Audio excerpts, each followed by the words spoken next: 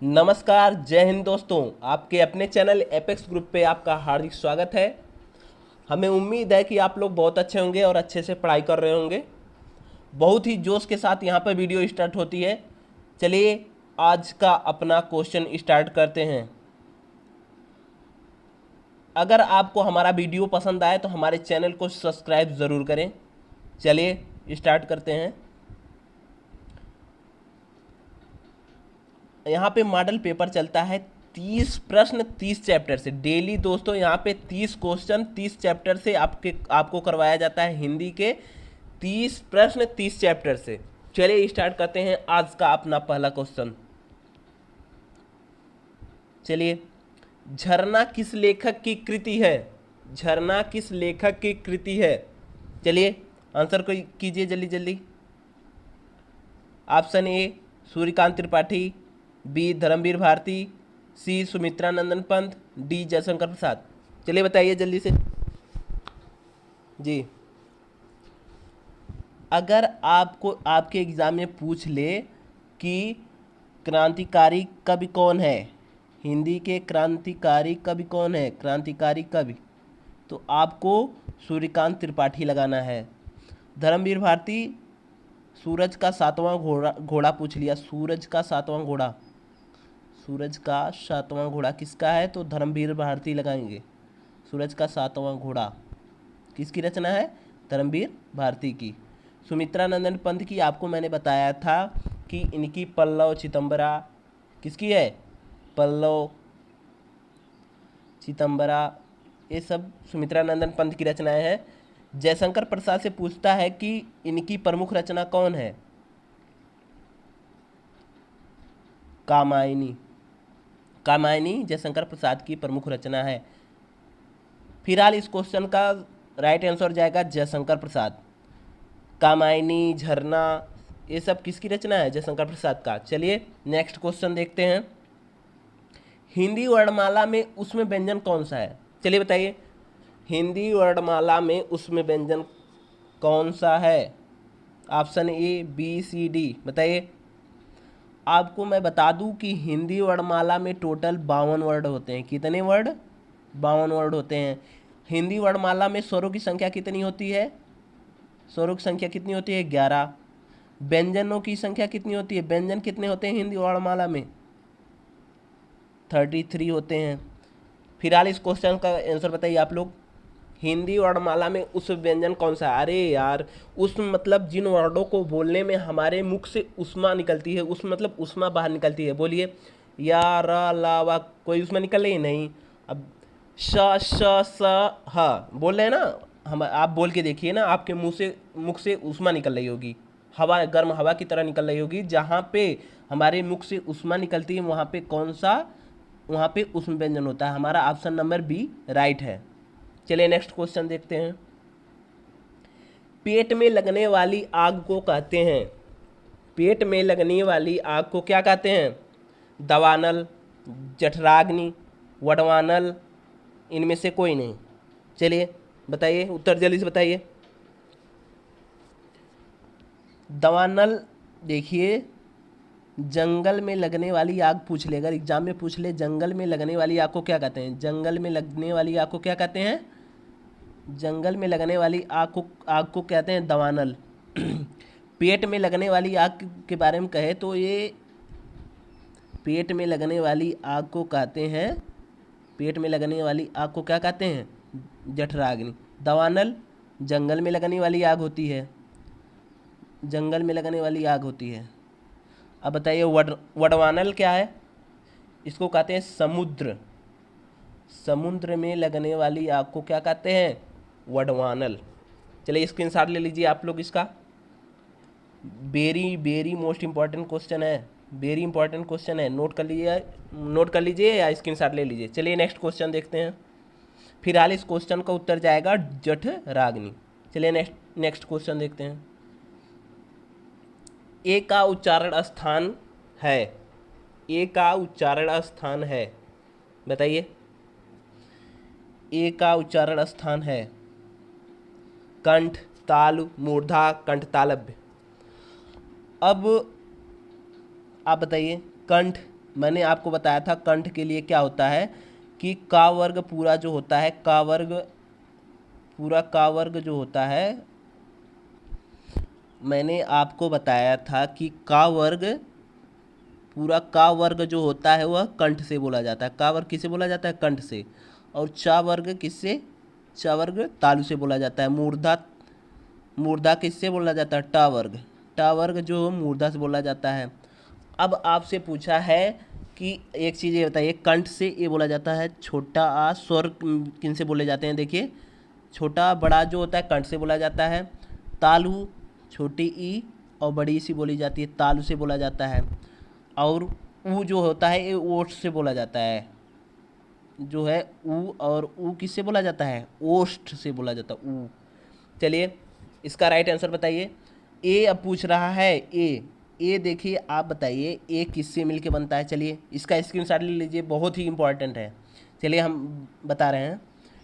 एक देखिए, ए जो है किन किन वर्डों से मिलके बना है? ए बना है आ और ई से मिलके बना है, आ और ई से मिलके ए बनता है।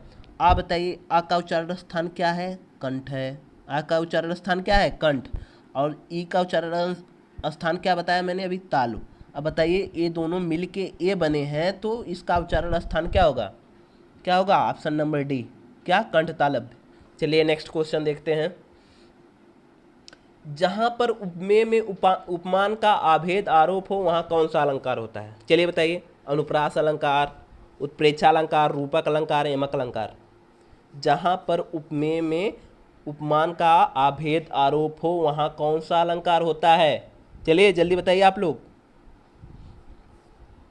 हाँ चलिए, अनुप्रास देखिए, अनुप्रास अलंकार क्या होता है?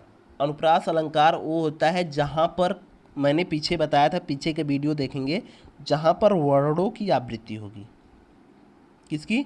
जहाँ पर वर्णों की आवृत्ति होगी, वर्णों की आवृत्ति होगी वहाँ पे कौन सा अलंकार होगा? जहाँ पे वर्णों की आवृत्ति होगी वो अनुप्रास अलंकार।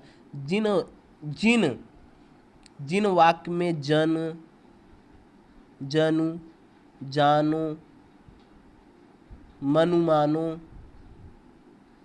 जन जानो, मनु मानो आ जाए, जन जानू मनु मानू आ जाए, वहाँ उत्प्रेक्षा अलंकार होता है। स्क्रीनशॉट लीजिए, बहुत बार पूछता है। उत्प्रेक्षा अलंकार जो होता है, जिन वाक्य के बीच में अगर आपको दिख गया जनु है, जानू है, मनु मानु है, वहाँ पे कौन सा अलंकार हो जाएगा? उत्प्रेक्षा अलंकार हो जाएगा। रूपक, अब चलिए, रूपक अलंकार, इसका राइट आंसर रूपक अलंकार है। रूपक अलंकार क्या होता है? जहाँ पे उपमेय में उपमान का आभेद आरोप होता है वहाँ पे रूपक अलंकार होता है। यमक अलंकार जहाँ पे शब्दों की आवृत्ति होती है, जहाँ पे शब्दों की आवृत्ति होती है वहाँ पे यमक अलंकार होता है।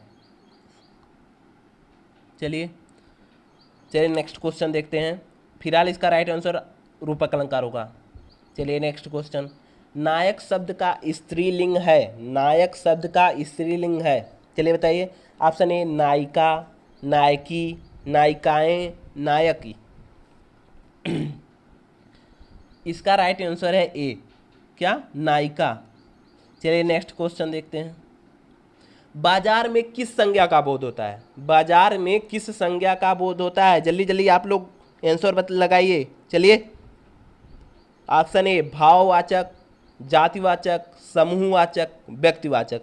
जहाँ पर किसी व्यक्ति के बारे में बात की, लड़का, लड़की, मोहन, श्याम, वहाँ पे व्यक्तिवाचक होता है। समूहवाचक जहाँ पे भीड़ की बात की जाए, क्या? भीड़ की बात की जाए। अब बताइए, अब बाजार में भीड़ होती है कि नहीं होती है? तो यहाँ पे कौन सा ऑप्शन सही होगा? सी, क्या? समूहवाचक। भाववाचक कहाँ पे होता है? जहाँ पे दिखाया जाता है क्रोध, क्रोध हो गया, दुखी हो गए, वहाँ पे भाववाचक होता है। जातिवाचक किसी भी, जैसे हो गया यहाँ पे मोहन बताया ना, मोहन, सोहन, नाम हो गया, सभी नाम जो होते हैं व्यक्तिवाचक होते हैं। भाववाचक, जातिवाचक किसी भी चीज़ की पूरी जात का बात कर दे, जैसे हो गया कवि, हो गया ना जी। अब हो गया कवि, हो गया, और हो गए पेड़, हो गया, ये सब क्या है? इनकी जात होती हैं। चलिए नेक्स्ट क्वेश्चन देखते हैं। फिलहाल इसका राइट आंसर है समूहवाचक। चलिए नेक्स्ट क्वेश्चन देखते हैं। विराम चिन्हों की संख्या कितनी होती है? विराम चिन्हों की संख्या कितनी होती है? चलिए, option A 11, B 14, C 21, D 20। कौन सा सेलेक्ट करूं, बताइए। पहले ये बताइए आप लोग, विराम चिन्ह की संख्या 20 होती है। चलिए, इसकी विराम चिन्ह की संख्या कितनी होती है? 20। चलिए ये बताइए कि विराम चिन्ह की संख्या 20 होती है, किन्होंने बताया, किसने बताया था? किसने बताया था? कामता प्रसाद ने। कामता प्रसाद, कामता प्रसाद ने बताया था कि कामता प्रसाद ने बताया था कि विराम चिन्ह कितने होते हैं? विराम चिन्ह 20 होते हैं। किसने बताया? कामता प्रसाद ने। चलिए नेक्स्ट क्वेश्चन देखिए दोस्तों, आपको यहाँ पे हर हर सब्जेक्ट की क्लासेस मिलेंगी इस पर, मैथ, इंग्लिश सबकी।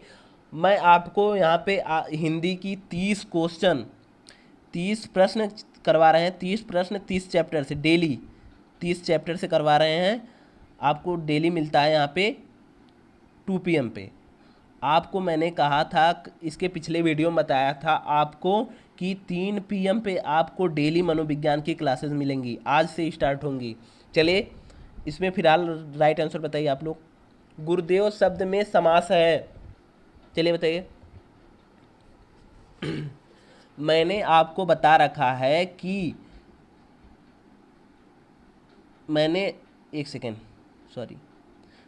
आपको बता रखा है कि जहाँ पर दुनिया का कोई भी समास, कोई भी शब्द ले लो जिसमें अगर आपको लग गया कि उसमें उपसर्ग लगा है, उसे तुरंत आप अब बेवजह समास मार देंगे। द्वंद्व समास, जिसका दोनों पद प्रधान हो, जैसे माता पिता, भाई बहन, जहाँ पे दोनों पद प्रधान होता है, वहाँ पे कौन? द्वंद्व समास होता है। अब कहेंगे बहुब्रीहि समास क्या होता है? जिनका कोई पद प्रधान ना हो, ना पहला पद ना दूसरा पद प्रधान हो, बल्कि कोई अन्य पद प्रधान हो, जैसे चतुर्भुज, दशानन। यहाँ पे कौन सा समास है? बहुब्रीहि समास। और कर्मधारय समास क्या होता है? कर्मधारय समास, जहाँ पे कर्मधारय समास होता है, जहाँ पे कर्मधारय समास जिसका उत्तर पद प्रधान हो, एक सेकंड, जिसका उत्तर पद प्रधान हो, वहाँ पे कौन सा समास होता है? उत्तर पद प्रधान हो, वहाँ पे उत्तर पद प्रधान होता है, वहाँ पे कर्मधारय समास होता है। जिसका विग्रह करने पर बीच में है, जो विग्रह करने पर, जैसे गुरुदेव है, गुरुदेव का हम विग्रह करते हैं, गुरुदेव का हम विग्रह करते हैं। देव है गुरु, देव है जो गुरु, गुरुदेव का क्या हो रहा है? देव है, एक सेकेंड,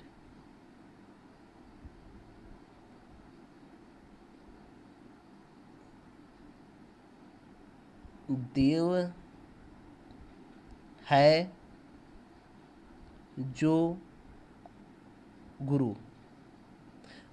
मैंने बताया जिनका विग्रह करने पर, जिस समास का विग्रह करने पर बीच में है जो आए,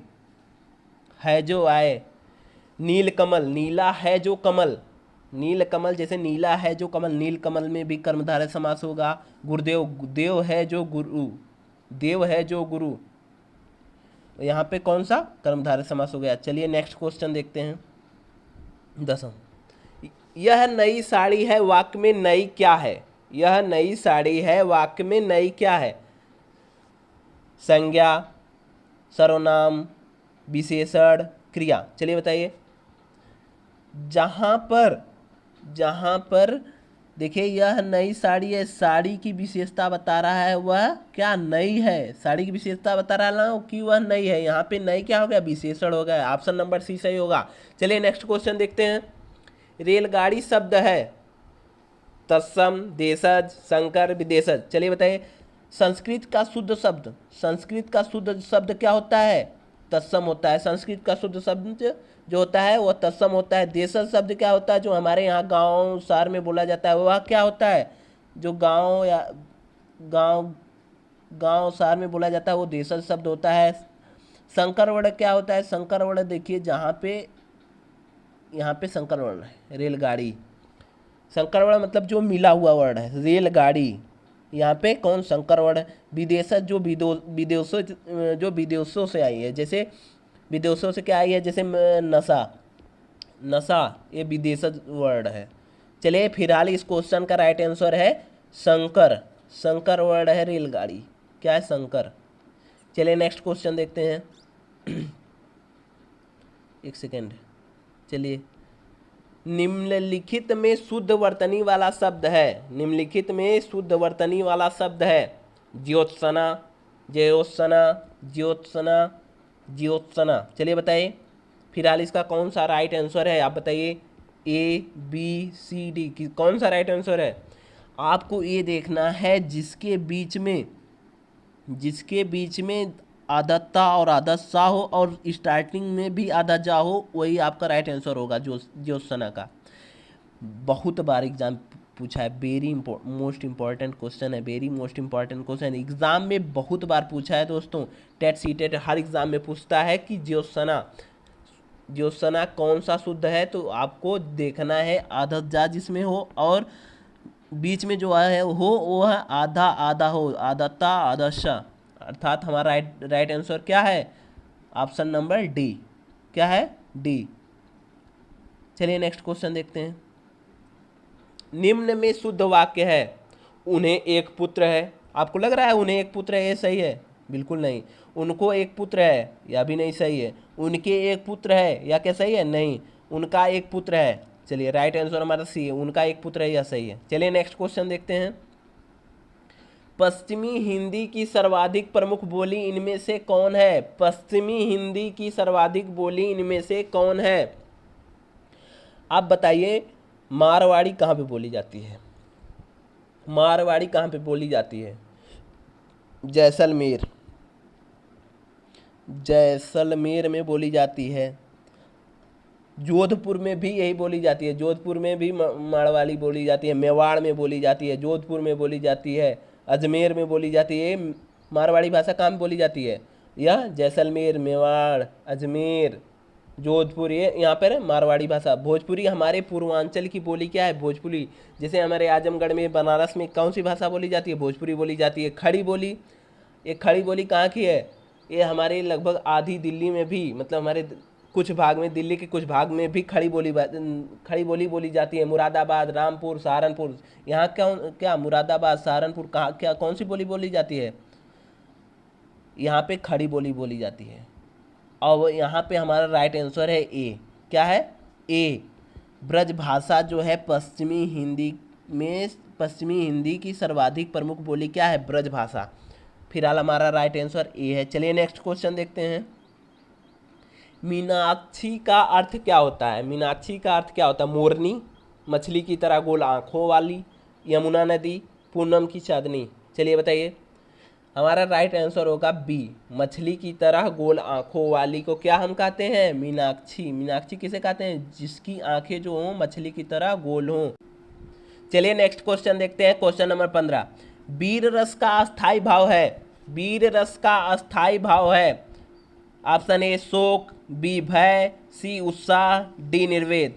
चलिए एग्जाम में बार बार पूछा है कि निर्वेद किस रस का अस्थाई भाव है। शांत रस का अस्थाई भाव क्या होता है, निर्वेद होता है। या वीर रस का अस्थाई भाव क्या होता है, उत्साह होता है।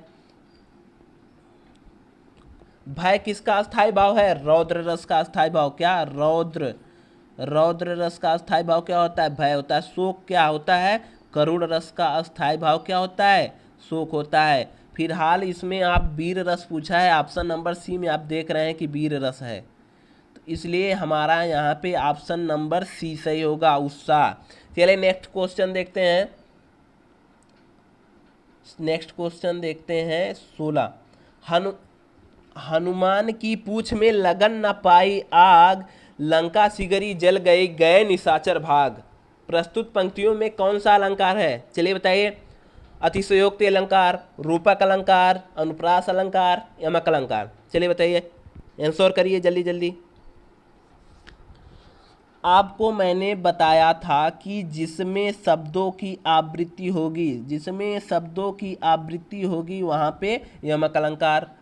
जहाँ पर वर्णों की आवृत्ति होगी वहाँ पे अनुप्रास अलंकार। रूपक अलंकार वहाँ पे जहाँ पे उपमेय में उपमान का आभेद किया जाए, आभेद आरोप किया जाए, जहाँ पे आरोप होता है वहाँ पे रूपक अलंकार होता है। अब अतिशयोक्ति अलंकार क्या होता है? जहाँ पर किसी वस्तु पदार्थ का वर्णन लोक सीमा से बढ़कर किया जाए। जैसे लोक सीमा से बढ़ के, अब हनुमान के पूंछ में आग लग गई, तो क्या उनकी पूंछ जली नहीं होगी? जली जरूर होगी, लेकिन इसमें बढ़ा चढ़ा के बताया जा रहा है कि हनुमान की पूंछ में लग न पाई आग, लंका सिगरी जल गई, गए निशाचर भाग। निशाचर भाग मतलब जहाँ जो लंका में सभी राक्षस थे, जब पूंछ से वह आग लगा दिए, सभी राक्षस क्या हो गए? भाग गए। यहाँ पे अतिशयोक्ति अलंकार है। कौन? अतिशयोक्ति अलंकार। ऑप्शन नंबर ए सही है। चलिए नेक्स्ट क्वेश्चन देखते हैं। दोहा के प्रथम और तृतीय चरण में कितनी मात्राएं होती हैं? दोहा के प्रथम और तृतीय चरण में कितनी मात्राएं होती है? चलिए बताइए। 11, 12, 14, 13। पहले बताइए कि दोहा कैसा छंद है? यह अर्ध सममात्रिक छंद है। कैसा है? अर्ध सममात्रिक छंद। अर्ध सममात्रिक छंद है दोहा। दोहा का उल्टा क्या होता है? ये भी एग्जाम में पूछा है। दोहा का उल्टा क्या होता है? सोरठा। दोहा का उल्टा क्या होता है? सोरठा। दोहा के प्रथम और तृतीय चरण में, दोहा के प्रथम और तृतीय चरण में जो होती है 13 मात्राएं होती हैं, तथा इसके द्वितीय चरण में, मतलब द्वितीय और चतुर्थ चरण में 11 मात्राएं होती हैं। द्वितीय और चतुर्थ में कितनी मात्राएं होती हैं? द्वितीय और चतुर्थ में 11 मात्राएं होती हैं। जब आप जान रहे हैं कि दोहा के प्रथम और तृतीय चरण में 13 मात्राएं हो रही हैं और द्वितीय और चतुर्थ में 11 मात्राएं होंगी, अगर यही जब आपको मैंने बताया कि दोहा का उल्टा सोरठा होता है, तो उसमें क्या होगा? सोरठा में क्या होगा? सोरठा में जब होगा तो उसमें जो है प्रथम और सोरठा में जब प्रथम और तृतीय चरण में कितनी हो जाएंगी? प्रथम और तृतीय चरण में 11 मात्राएं हो जाएंगी। प्रथम और तृतीय में कितनी? प्रथम और तृतीय में 11 मात्राएं, और द्वितीय और चतुर्थ में कितनी मात्राएं हो जाएंगी? 13 मात्राएं। फिलहाल हमारे इस क्वेश्चन का राइट आंसर है डी। चलिए नेक्स्ट क्वेश्चन देखते हैं। परिमाणवाचक क्रिया विशेषण का वाक्य होगा। परिमाणवाचक क्रिया विशेषण का वाक्य होगा। ऑप्शन ए, वह बहुत थक गया, वह अभी अभी गया है, वह अंदर बैठा है, वह अब भली भांति नाच लेता है। परिमाण, इसमें देखिए कहाँ पे परिमाण के बारे में बात किया है। परिमाण मतलब कुछ बताया, थोड़ा पानी दो। यहाँ पे थोड़ा क्या हो गया? परिमाण वो हो गया कि मतलब हमें थोड़ा पानी दो। यहाँ पे देखो दिख रहा है परिमाणवाचक में, जहाँ देखिए बहुत, यहाँ पे परिमाण हो गया ना, थोड़ा, ज़्यादा, बहुत, कम। यहाँ जहाँ पे परिमाण बताया जाए वहाँ पे परिमाणवाचक होता है। चलिए ऑप्शन नंबर ए सही है। नेक्स्ट क्वेश्चन देखते हैं हम अपना। भाषा में हिंदी को संविधान की किस धारा के अंतर्गत राजभाषा घोषित किया गया है? वेरी मोस्ट इंपॉर्टेंट क्वेश्चन है दोस्तों, बहुत इंपॉर्टेंट क्वेश्चन है यह, बार बार एग्जाम में पूछता है। आप लोग इसका स्क्रीनशॉट जरूर लीजिएगा। इसका सही आंसर है अनुच्छेद 343। अनुच्छेद 343 में राजभाषा घोषित किया गया है हिंदी भाषा को। चलिए नेक्स्ट क्वेश्चन देखते हैं। सजावट में प्रत्यय है। सजावट में प्रत्यय है। प्रत्यय क्या होता है? आप बोलेंगे प्रत्यय क्या होता है? मैंने आपको बताया था, जैसे प्रतिकूल है, मैंने कहा था प्रतिकूल है, जैसे प्रतिकूल में प्रति उपसर्ग है। कौन उपसर्ग है? आगे जो लगता है उसे क्या कहते हैं? उपसर्ग। और मैंने जो कहा था जो शब्द के पीछे लगता है उसे प्रत्यय कहते हैं। जो शब्द के आगे, जैसे पीछे जो लगा रहेगा, पीछे जो लगेगा उसे प्रत्यय कहेंगे। जैसे सजावट है, सजावट है, सजावट में प्रत्यय पूछा है तो मतलब पीछे देखेंगे। सज छोड़ देंगे, यहाँ पे आ है तो यहाँ पे आ हो गया, आ की मात्रा आ हो गया, व और टा। यहाँ पे सजावट ऑप्शन कहीं दिख रहा है आपका?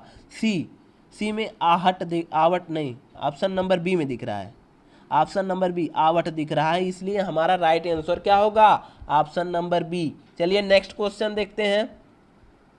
योग रूढ़ शब्दों की पहचान कीजिए। योग रूढ़ शब्दों की पहचान कीजिए। चलिए बताइए, रचना के आधार पर शब्द के कितने भेद हैं? रचना के आधार पे बताइए शब्द के भेद, शब्द के भेद, शब्द के भेद कितने होते हैं? रचना के आधार पे शब्द के भेद कितने होते हैं? 3 होते हैं। कौन कौन होते हैं? आपको योग रूढ़ दिख रहा है, एक ही होता है, एक रूढ़ होता है। क्या होता है? रूढ़ होता है। एक सेकेंड, रचना के आधार पर 3 भेद होते हैं, रूढ़, यौगिक और तीसरा है हमारा योग रूढ़। योग रूढ़, ये हमारे रचना के आधार पर शब्द के 3 भेद, रूढ़, यौगिक, योग रूढ़। अब बताइए रूढ़ क्या होता है? जिसका संधि विच्छेद ना हो सके। जैसे घर है, देखिए यहाँ पे ऑप्शन में ए में देखिए घर है, मुंह है, इसका संधि विच्छेद होगा? नहीं होगा, यहाँ पे रूढ़ है। चलिए ये ऑप्शन तो हमारा बिल्कुल गलत हो गया जब यहाँ पे योग रूढ़ पूछा है। अब कह रहा है यौगिक क्या होता है? जिसका संधि विच्छेद हो जाए, जिसका संधि विच्छेद हो जाए उसे यौगिक कहते हैं। चलिए स्वार्थी है, स्वार्थी का संधि विच्छेद स्वर धन आर्थी होता है। स्वार्थी का तो स्वर धन आर्थी होता है, इसका संधि विच्छेद स्वर धन आर्थी संधि विच्छेद होता है स्वार्थी का। यहाँ पे दीर्घ संधि है, जिसका संधि विच्छेद हो जाए वह यौगिक होता है। और योग रूढ़ शब्द कौन से होते हैं? दुनिया के सारे बहुब्रीहि समास, क्या दुनिया के सारे बहुब्रीहि समास योग रूढ़ कहलाते हैं। चतुर्भुज, जैसे यहाँ पे चतुर्भुज है, 4 भुजाओं वाले, अर्थात कौन? ब्रह्मा। यहाँ पे जिसका पहला पद प्रधान ना होके, दूसरा पद प्रधान ना होके कोई अन्य पद प्रधान हो रहा है, यहाँ पे जिनकी 4 भुजाएं हैं होती हैं उन्हें क्या कहते हैं? ब्रह्मा कहते हैं। ब्रह्मा अर्थात इसका तीसरा पद प्रधान हो रहा है, या बहुब्रीहि समास है, इसलिए इसका ऑप्शन कौन सा सही है? योग रूढ़ का ऑप्शन नंबर सी सही है। चलिए नेक्स्ट क्वेश्चन देखते हैं। किस काल को स्वर्ण काल कहा जाता है? यह भी बहुत बार एग्जाम में पूछा गया है। रीतिकाल, आदिकाल, आधुनिक काल, भक्ति काल। इसका ऑप्शन नंबर डी सही है। भक्ति काल को स्वर्ण काल कहा गया है। ऑप्शन नंबर डी सही है। चलिए नेक्स्ट क्वेश्चन देखते हैं। निम्न में अघोष वर्ण है। अघोष वर्ण और सघोष वर्ण क्या होते हैं? चलिए बताते हैं आपको। अघोष वर्ण क्या होता है? जो क वर्ग, च वर्ग, ट वर्ग, प वर्ग और त वर्ग, हमारे 5 वर्ग होते हैं। इसमें जो जैसे का हो गया, खा हो गया, ग, घ, अंगा, इसी तरह सब में होता है छ, ज, झ, य। इसी प्रकार सब में होता है। यहाँ पे ऐसे ऐसे रहेगा, सभी वर्ण हो जाएंगे, पा, फा, बा, भा, मा, ता, था, दा, दाना। अघोष वर्ण क्या होंगे कि सभी वर्ग के जो पहले और दूसरे जो लाइन है, पहली और दूसरी, यह क्या होता है? अघोष वर्ण होता है। क्या होता है? अघोष। पहली और दूसरी लाइन जो है अघोष वर्ण।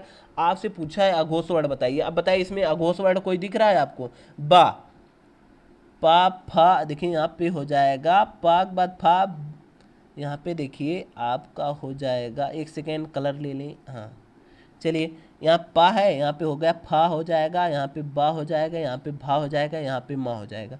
चलिए यहाँ ता, था हो गया, दा हो गया, धा हो गया और ना हो गया।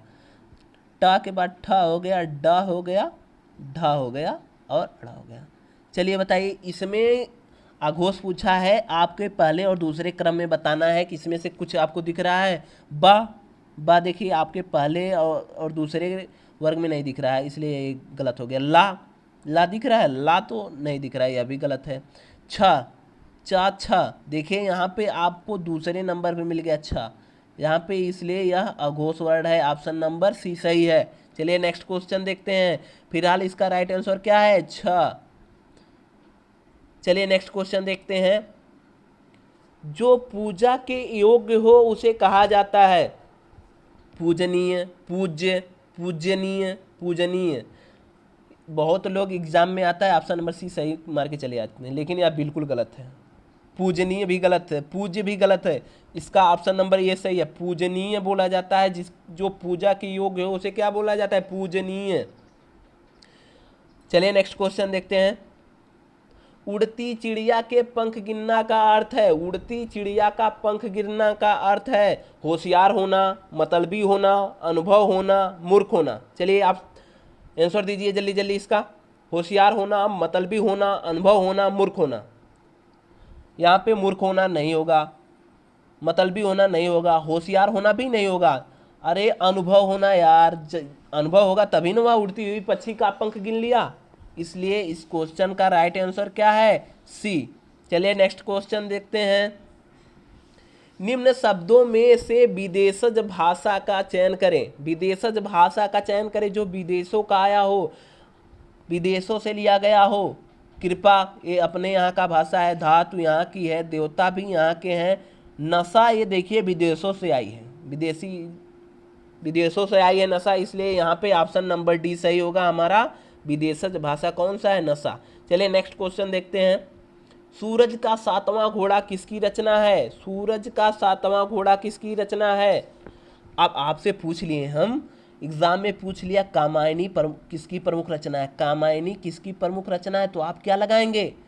आप लगाएंगे जयशंकर प्रसाद। बहुत बार एग्जाम में दोस्तों पूछा गया है, बहुत बार पूछा गया है। हरिवंश राय बच्चन जिसमें आपको मधु लग गया, जैसे मधुबाला, मधुकलश, ये जो रचनाएं होती जिसमें आगे मधु लगा है वो किसकी? हरिवंश राय बच्चन की रचनाएं हैं। धर्मवीर भारती सूरज का सातवां घोड़ा किसकी रचना है? यह धर्मवीर भारती की। महादेवी वर्मा की कौन सी रचनाएं हैं? महादेवी वर्मा की रचनाएं बताइए। यामा दीपशिखा किसकी रचनाएं हैं? यामा दीपशिखा यह महादेवी वर्मा की रचनाएं हैं। चलिए नेक्स्ट क्वेश्चन देखेंगे। यहाँ पे फिलहाल option number C Dharamvir Bharati. चलिए नेक्स्ट क्वेश्चन देखते हैं हम। Question number 28। बहुत अधिक बोलने वाला व्यक्ति, बहुत अधिक बोलने वाले व्यक्ति को क्या कहते हैं? वक्ता, अधिवक्ता, प्रवक्ता, वाचाल। बताइए जल्दी जल्दी उत्तर करिए आप लोग। वक्ता, अधिवक्ता, प्रवक्ता, वाचाल। यहाँ पे हमारा राइट आंसर होगा वाचाल। ऑप्शन नंबर डी सही होता है। जो अधिक बोलता है उसके लिए क्या शब्द है? वाचाल। चलिए नेक्स्ट क्वेश्चन देखते हैं। निम्न में महाप्राण वर्ण है, महाप्राण वर्ण है। अब आप कहेंगे अभी तो आप हमें पीछे बताएं कि जिस वर्ग का पहला और दूसरा वर्ण जो होता है, पहले और दूसरे वर्ग का सभी अघोष वर्ण हुआ था, पीछे का जो बचता है उसे क्या? घोष वर्ण कहते हैं। तो अब यहाँ महाप्राण कहाँ से आ गया? अल्प प्राण महाप्राण क्या हो गए? यहाँ पे अल्प प्राण मतलब देखिए जैसे का वर्ग का हो गया का, ख, ग, घ, अंग, और च वर्ग हो गया च, छ, ज, झ, य। ट वर्ग हो गया ट, ठ, ड, ढ, अड़ा। ता हो गया, था हो गया, दा हो गया, धा हो गया और न हो गया। चलिए यहाँ से दूसरा कलर लेते हैं। हाँ, अब बताइए निम्न में महाप्राण, आपको पहला, तीसरा और पांचवा, पहला, तीसरा, पांचवा आपका अल्प प्राण होता है। पहला, तीसरा, पांचवा कौन सा? आपका अल्प प्राण होता है। इसी प्रकार यह पहला, तीसरा और पांचवा अल्प प्राण है सभी क्रम में। ये सभी लोग अल्प प्राण है। जो नीली से आपको घेरे हुए लग रहे हैं यह सभी अल्प प्राण हैं। अब महाप्राण जो बच रहे हैं दूसरे और चौथे वर्ग का, वो महाप्राण होता है। इसमें देखिए का जो है ये तो अल्प प्राण है। जा कौन सा है? च, छ, जा। यहाँ पे देखिए लग रहा है यह भी अल्प प्राण है। और घा क्या है? क, ख, गा, घा। ये देखिए यहाँ पे छूट रहा है, इसलिए घा कौन हमारा राइट आंसर होगा। ये हमारा कुछ नहीं। पा देखिए, पा भी यहाँ पे आता है स्टार्ट में, पा, फा, बा। पा भी हमारे अल्प प्राण में आता है। हम इसलिए यहाँ पे हमारा राइट आंसर क्या होगा? घा। चलिए नेक्स्ट क्वेश्चन देखते हैं। हिंदी वर्णमाला में कितने वर्ण होते हैं? आपको ये जानना चाहिए। आप लोग हिंदी बचपन से ही पढ़ते आ रहे हैं। हिंदी में कितने वर्ण होते हैं? हिंदी वर्णमाला में कितने वर्ण होते हैं? सबको पता होगा। Option number B 52। चलिए हिंदी वर्णमाला में स्वरों की संख्या कितनी होती है? कितने स्वर होते हैं? 11 होते हैं। हिंदी वर्णमाला में व्यंजन कितने होते हैं? हिंदी वर्णमाला में व्यंजन कितने होते हैं? 33 होते हैं। संयुक्त व्यंजन कितने होते हैं? संयुक्त व्यंजन कितने होते हैं हिंदी वर्णमाला में? हिंदी वर्णमाला में संयुक्त व्यंजन 4 होते हैं। आज का हमारा क्वेश्चन यहीं पे समाप्त होता है। अगर आपको हमारा वीडियो पसंद आया तो हमारे चैनल को सब्सक्राइब जरूर करें। धन्यवाद। आपको मैंने बोला था कि 2 PM पे डेली आपको हिंदी की क्लासेस मिलती रहेंगी, और आपको आज से आपको 3 PM से आपको मनोविज्ञान अर्थात बाल विकास का CDP का भी क्लासेस आपको स्टार्ट हो गया है, आज से मिलनी प्रारंभ हो जाएगी। अगर आपको हमारा वीडियो पसंद आया है तो हमारे चैनल को सब्सक्राइब करिए। आप हमसे जुड़ने के लिए बहुत बहुत धन्यवाद।